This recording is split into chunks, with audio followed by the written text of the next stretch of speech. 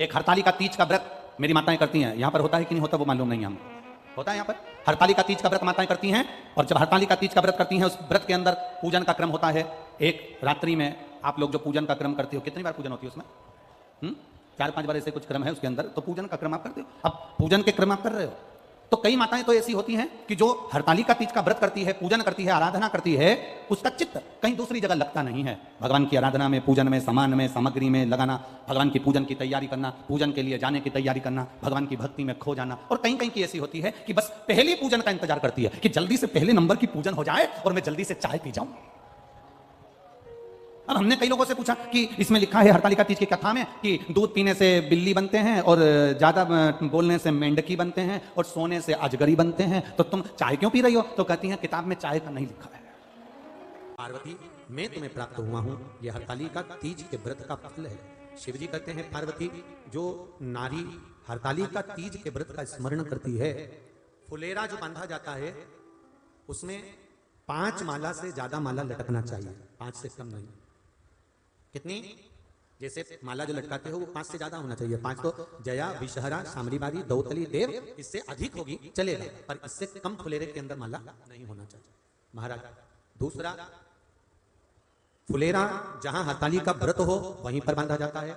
हरतालिका तीज का व्रत एक ऐसा व्रत होता है जो मरते दम तक रहता है। इस व्रत को छोड़ा नहीं जाता। ये नहीं किसी और वाले गुरुजी ने कहा और अपन ने एक बार कर लिया और अगली बार वो व्रत गायब हो गया, ऐसा नहीं होता। हरतालिका तीज अखंड सौभाग्य के लिए, वंश वृद्धि के लिए, कार्य सिद्धि के लिए और कुंवारी कन्याएं उत्तम वर प्राप्ति के लिए, आनंद सुख के लिए करती हैं। ऐसा नहीं है कि केवल स्त्री ही करती है। जब नारी किसी कारणवश व्रत नहीं कर पाती तो पुरुष इस व्रत को धारण करते हैं।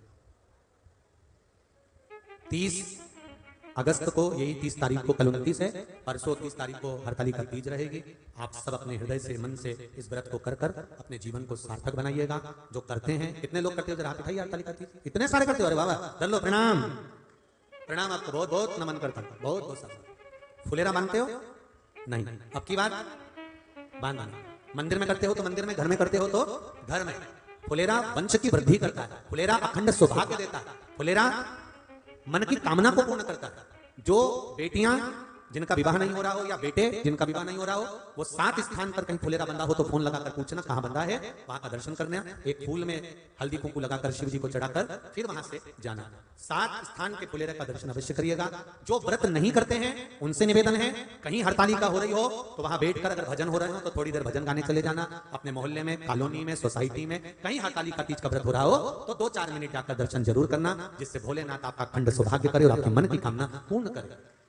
बाबा, जो फुलेरा हम बनाते हैं उस 5 समय की पूजन होने के बाद जब सुबह ब्रह्म मुहूर्त में आप भगवान शंकर का विसर्जन करने के लिए जाएं, 5वीं आरती जब पूरी हो जाए, भगवान से प्रार्थना वगैरह सब हो जाए, सिंदूरा चढ़ जाए, सिंदूरा मस्तक लग जाए, पूरा क्रम होने के बाद में, पूरी पूजन होने के बाद में जब भगवान देवादिदेव महादेव को विसर्जन के लिए लेकर जाएं, उससे पहले फुलेरे को खोल लेना चाहिए। और फुलेरे की जितनी पत्ती, फूल, इसमें ये जरूरी नहीं है कि कौन सी पत्ती लगाना है, कौन सा फूल लगाना है, जो फूल आपको मिल जाए।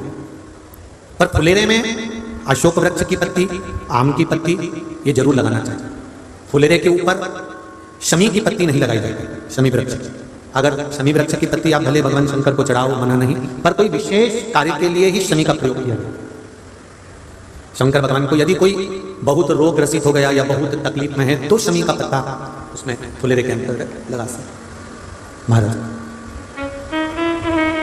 5वीं पूजन आरती पूर्ण होने के बाद में जब भगवान को विसर्जन के लिए लेके जाएं, उससे पहले फुलेरे के सारी मालाओं को, फूलों को निकालकर नीचे रख लें, प्रणाम करें और माता पार्वती जी से विनती करें, हैं माँ, जैसे आपका अखंड सौभाग्य है, आपके हाथों में भर भर चूड़ियां हैं, मस्तक पर चुंदड़ी है, माथे पर बिंदी है, मांग में सिंदूरा है, हे माँ ऐसी कृपा करना।